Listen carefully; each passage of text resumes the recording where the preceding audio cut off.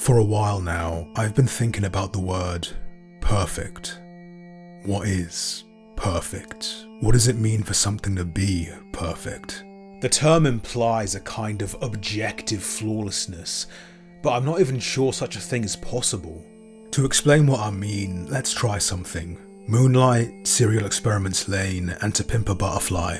In my opinion, all three of these things are 10 out of 10s, 5 stars, whatever, a literal perfect score. Does that make them perfect by extension? Moonlight is a 10 out of 10 because it resonates with me emotionally and gives a voice to a part of me I feel I can't talk to people about. Serial Experiments Lane is a 10 out of 10 because I find it incredibly intellectually stimulating, aesthetically intoxicating, and its commentary equally engaging and timeless. And To Pimp a Butterfly is a phenomenally crafted soundscape of rap, jazz, and soul, and lyrically details the black experience in a way that is both dense, yet easily compelling. Sure, sounds like perfection, except I don't see it like that.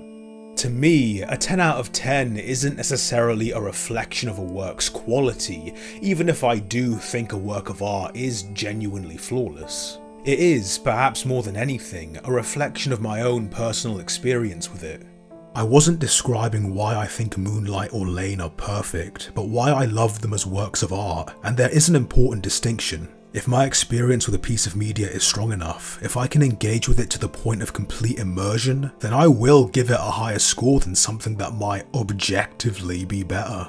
Just as an example, I think Better Call Saul is an objectively better show than Gurren Lagann in a lot of ways. It's so good I genuinely cannot, off the top of my head, think of anything bad to say about it.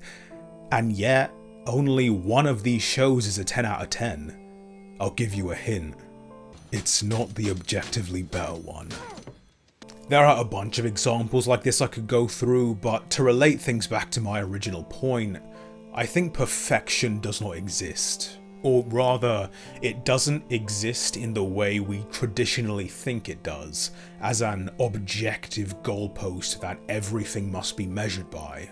Even works of art that I might personally regard as perfect, I hesitate to call them that because what I deem to be perfect is not only different to what everyone else thinks is perfect, but also constantly changing depending on where I am in my life. What I think is perfect now, I might not later, and something I think is just good might be the best thing in the world were I to re-experience it tomorrow.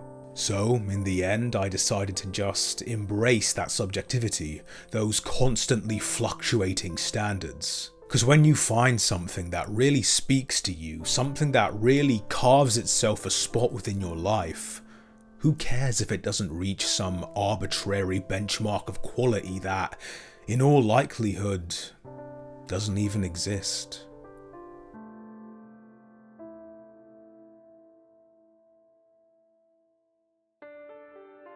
This video was made as part of a wider April Fool's collab for the Video Essay Library. If you want to see the full video with everyone else's contributions, I've linked it in the description below.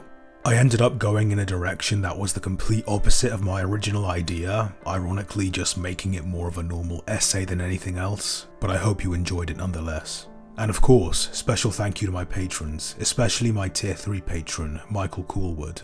Thank you all for the support. See you later. Bye bye.